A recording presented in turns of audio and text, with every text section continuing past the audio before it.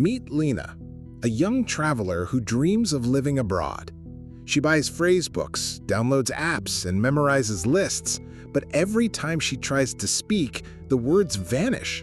Instead of conversations, she's left with silence and frustration. After another failed attempt to order coffee overseas, Lena wonders, why does this feel impossible? She realizes she's been learning the wrong way, through translation and rote memorization, while her brain craves meaning, sound, and images that actually stick.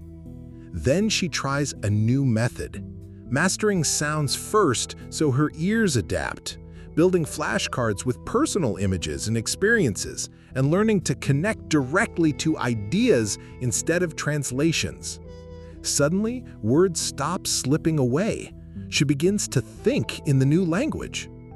From the book Fluent Forever by Gabriel Wyner, you'll learn the best and fastest way to master any language in a simple and practical manner, transforming from someone who struggled to memorize words into someone who picks up new vocabulary effortlessly. You've been there before, sitting in a classroom, repeating "gato" means cat over and over again, or spending months on that language app, translating sentences back and forth. You put in the hours, you memorize the words, but when you finally tried to have a real conversation, the words just weren't there. Here's what nobody tells you. Traditional language learning teaches your brain to take the long way around. Every time you hear a foreign word, your mind races back to English first, then tries to remember the translation, then attempts to respond. It's like having a slow translator in your head who's always one step behind. But what if there was a different way? What if you could think directly in the new language from day one? This isn't about being gifted or having perfect memory, it's about understanding how your brain actually learns. The goal isn't to become a walking dictionary, it's to rewire your mind so that when you hear a word in your new language, you don't think, "What does this mean in English?"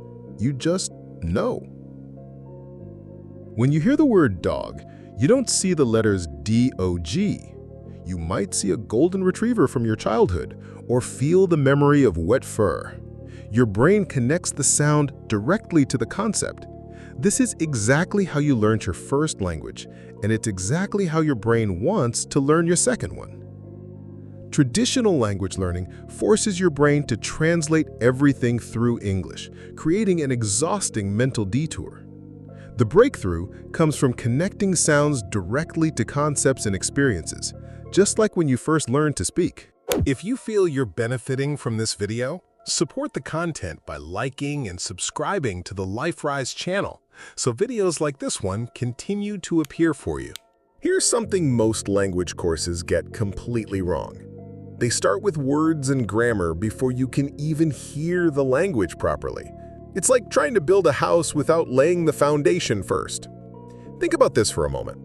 When someone speaks to you in your native language, you don't consciously process individual sounds. But when you hear a foreign language, especially one you're learning, your brain scrambles to make sense of unfamiliar sound patterns. You might hear pronunciation as pronunciation because your ears are still tuned to English rhythms. Every language has sounds that simply don't exist in English. The rolled R in Spanish, the nasal vowels in French, the tonal shifts in Mandarin. If you can't hear these sounds clearly, you can't reproduce them. And if you can't reproduce them, native speakers will struggle to understand you no matter how many words you've memorized. This is why pronunciation comes first.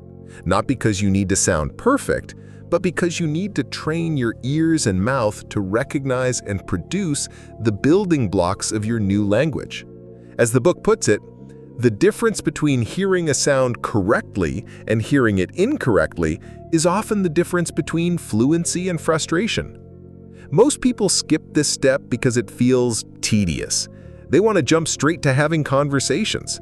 But here's the truth. Spending a few weeks training your pronunciation will save you months or even years of confusion later. You're not just learning sounds, You're building the auditory foundation that everything else will rest on. When your ears are properly trained, something remarkable happens. Words stop sounding like gibberish. You start picking up patterns. The language begins to have rhythm and flow instead of being a wall of noise. This is the moment when language learning transforms from struggle to discovery. Before you can speak a language, you need to hear it correctly. Every language has unique sounds that don't exist in English, and training your ears and mouth to recognize these sounds first creates the foundation for everything else. This isn't about perfection, it's about giving your brain the tools it needs to process the language naturally. Now comes the part that most people get wrong: memorization. Not the kind where you cram before a test and forget everything a week later. We're talking about moving words permanently into your long-term memory. Your brain has a predictable pattern for forgetting. You learn a new word today, and by tomorrow, you've forgotten about 50% of it. In a week, it's almost gone. This is called the forgetting curve, and it's been frustrating language learners for centuries. But here's what's changed everything. We now understand exactly when your brain is about to forget something. And if you review that information at precisely the right moment, just before you lose it, something powerful happens. Your memory gets stronger. The next time you're about to forget, it takes longer. Review it again at that perfect moment, and the memory becomes even more solid. This is spaced repetition. And it's not just theory, it's science. A well-designed spaced repetition system can reduce the amount of time you need to memorize vocabulary by 80% or more. Instead of reviewing words randomly or constantly, you review them exactly when your brain needs the reminder. Think of it like this. Traditional studying is like watering a plant every day, whether it needs it or not. Spaced repetition is like having a smart irrigation system that waters each plant exactly when it's getting thirsty. The result? Every minute you spend studying actually sticks. The beauty of modern technology is that apps can now track thousands of words and calculate the optimal review time for each one. You don't have to think about the system. You just follow it. 20 minutes a day becomes more powerful than hours of traditional study because every review is perfectly timed. Your brain forgets new information in predictable patterns. But spaced repetition systems can intercept this forgetting at precisely the right moments. By reviewing words just before you lose them, you build permanent memories with 80% less effort than traditional studying methods. Here's where most language apps fail you. They give you pre-made flashcards with generic images and translations. Casa equals house, with a stock photo of a white suburban home. But here's the problem. That house means nothing to you. It's not your house. It doesn't connect to any memory, emotion, or experience in your life. Your brain doesn't remember random information well, but it never forgets things that matter to you personally. This is why you can remember every detail of your first kiss, but forget where you put your keys 5 minutes ago. The key is making your flashcards personal. Instead of a generic house, use a photo of your childhood home.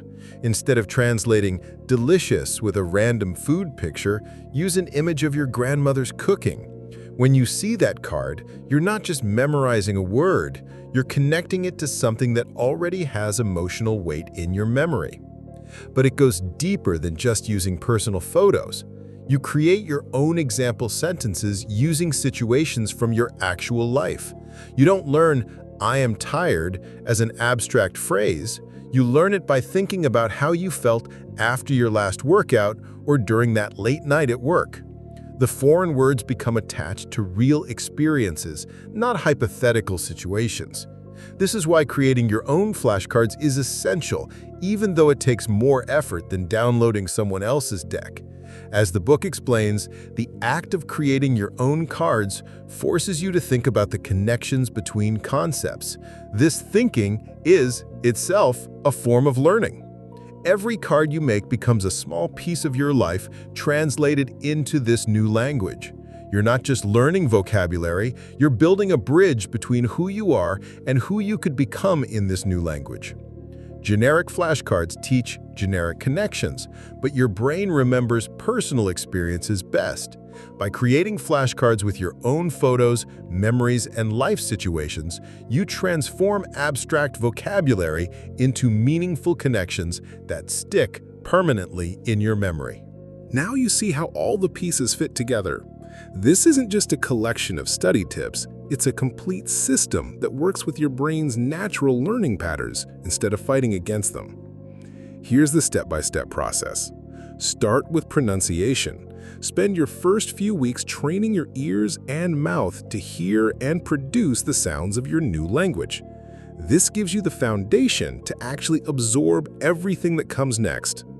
Then begin building vocabulary through your personalized spaced repetition system. Create flashcards that connect directly to your life, your experiences, your world. Let the app schedule your reviews, but make sure every card carries personal meaning.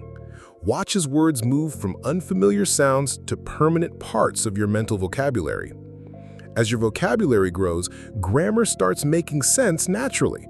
You're not memorizing rules, you're recognizing patterns in the language you can already hear and partially understand. Conversations become possible because you're thinking in the language, not translating through it. This method doesn't promise quick fixes or miracle shortcuts. What it promises is something more valuable, a foundation that doesn't crumble. As the book states, when you build vocabulary the right way, you don't just remember words, you remember them forever.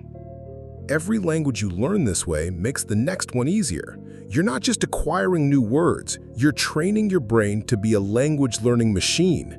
You're developing the skill of building direct mental connections between sounds, concepts, and experiences. This is more than language learning. It's about understanding how your mind works and using that knowledge to become the person you want to be. Someone who doesn't just study a language, but lives in it. Someone who doesn't translate their thoughts, but thinks them naturally in any language they choose. The complete system works in stages. Pronunciation first, then personalized vocabulary through spaced repetition, followed by natural grammar acquisition. This builds an unforgettable foundation that makes you truly fluent, not just conversational, while training your brain to learn any future language more easily. I create personal development content. This video is dedicated to 6 simple tricks to learn any language, and the video in the end screen is about adapting to change, overcoming fear, and embracing new opportunities.